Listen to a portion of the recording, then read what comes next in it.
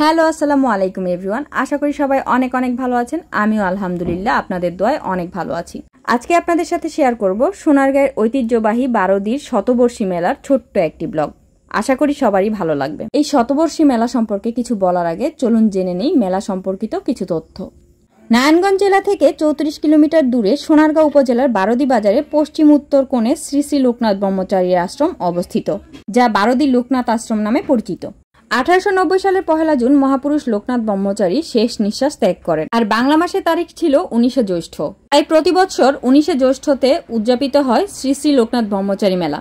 বারোদি লোকনাথ আশ্রম জাতি ধর্ম বর্ণ নির্বিশেষে সকল মানুষের জন্য এক মিলন মেলা হিসেবে পরিচিত।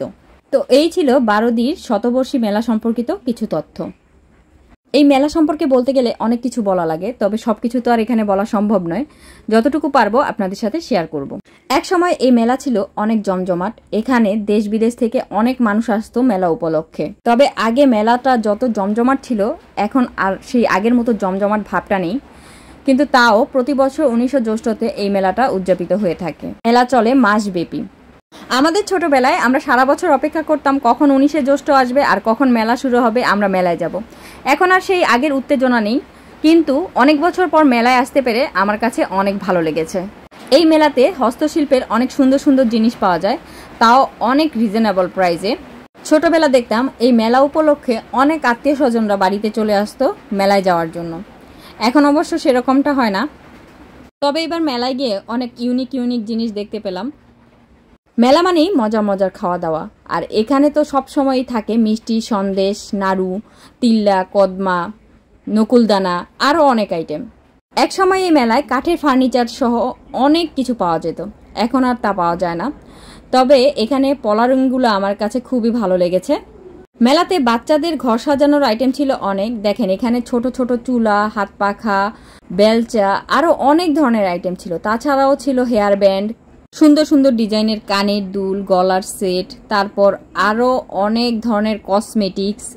মেলা উপলক্ষে জাতি ধর্ম বর্ণ নির্বিশেষে সকল মানুষই আসে মেলা উপভোগ করার জন্য। এই মেলার সাথে জড়িয়ে আছে ছোটবেলার অনেক স্মৃতি। এমন একটা দিন ছিল যখন মেলায় যাওয়ার জন্য অস্থির হয়ে যেতাম। মেলায় যেতে না পারলে মনটা কেমন জানি লাগতো। এই মেলার কথা বলতে গিয়ে ছোটবেলার একটা স্মৃতি মনে পড়ে গেল।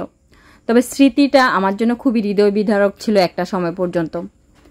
তো মেলায় যাওয়ার জন্য রেডি হয়েছি, আর শুরু হয়েছে বৃষ্টি। এরকম করে 3 দিন রেডি হয়েছি, 3 দিনই শুরু হয়েছে বৃষ্টি। আর বৃষ্টিও সাধারণ বৃষ্টি ছিল না, একদম তুমুল বৃষ্টি। সারাদিন ঘরে বসে থাকতে হয়েছে, বের হওয়া যায় নাই। আর 3 দিনেই আমি আর আমার ছোট বোন অনেক কান্না করেছিলাম মেলায় যেতে না পেরে। এখন হয়তো কথাটা খুব সহজে বলে ফেলতেছি, কিন্তু তখন আসলেই সত্যি খুব কষ্ট লেগেছিল। তবে এবার আমার অনেক ইচ্ছা ছিল মেলাতে আসব, তো কোনোভাবেই সময় হচ্ছিল না। আর ঈদও চলে এসেছিল, তো আমি ভেবেছিলাম মেলা হয়তো শেষ হয়ে গিয়েছে, কিন্তু এসে দেখি যে না, এখনও মেলায় কিছু কিছু দোকানপাট আছে। তাই সুযোগটা আর হাতছাড়া করলাম না, মেলায় চলে আসলাম। তো এসে নতুন একটা জিনিস পেলাম, সেটা হচ্ছে এই স্মোকি বিস্কিট। আমি সবসময় মেলায় আসলে চেষ্টা করি ইউনিক কিছু খুঁজে বের করার। তো এটা আমার কাছে খুবই ইউনিক লেগেছে। এটা মুখে দেওয়ার পর একটা ধোঁয়া বের হয়, ভালোই লেগেছে বিষয়টা। তবে এবার মেলায় এসে অনেক নতুন নতুন জিনিস দেখতে পেলাম, যেমন ওই যে স্মোকি বিস্কিট, তারপর সোডা লেমন ওয়াটারটা ট্রাই করেছিলাম, ভালোই লেগেছে এটার টেস্টটা।